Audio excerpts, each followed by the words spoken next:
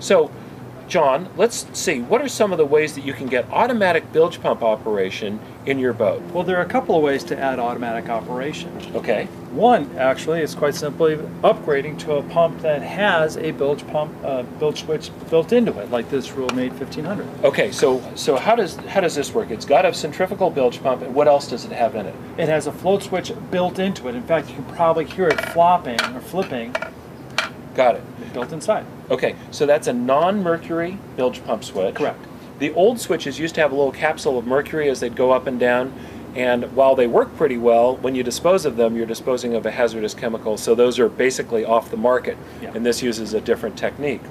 Okay, so we can use a bilge pump that has built into it one of these switches. Are there other ways to do the same thing? Sure. You can just simply add an automatic float switch to your existing pump. Okay. So this would mount in the bilge adjacent to the pump, yes. Right? The bilge water comes up, this floats up. It trips. Mm-hmm. It trips, and then it turns on the switch, turns on the pump until the water level goes down. Exactly. And turns the pump off automatically. Exactly. Okay. So that is a relatively simple installation, but I have to tell you about one quick exception. When you have an automatic pump, it requires 3 wires. The ground wire, one for manual operation and one for automatic operation.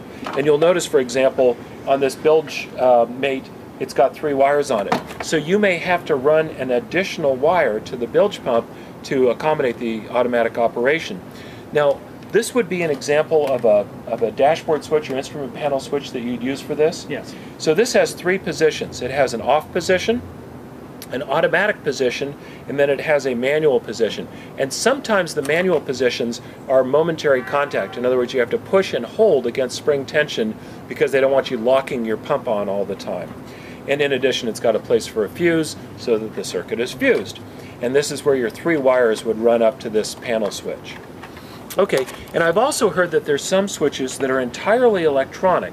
In fact, this would be an example of one, right? Exactly. In this case, it uses some sort of electronic wizardry to sense when water is in contact with it. It turns on, and then a neat feature of some of the electronic switches is that when it turns off, it waits a couple of seconds extra to get that last little bit of water out and then shuts down the pump. So that's an option you might consider. Great. Hey, one of the things that we didn't mention earlier was the idea of having a high water alarm, like this one from Rule. This is a high water bilge alarm. What's the idea here? Oh, good question. For, say, a cruising vessel, you would place this alarm switch at a higher level than the existing bilge pump, and this would be triggered for when water's coming in faster than the pump can pump out, or, say, a switch or a pump itself has actually failed. Okay, so this can alert you to a failure in your current bilge pump, or possibly you got a serious leak that you've got to deal with. That's an interesting idea, and I imagine this would wake the dead if it were to go off. Yeah, this is an 85 decibel alarm. Can't miss it. Really signals you if there's a problem. Good. Well, thanks very much.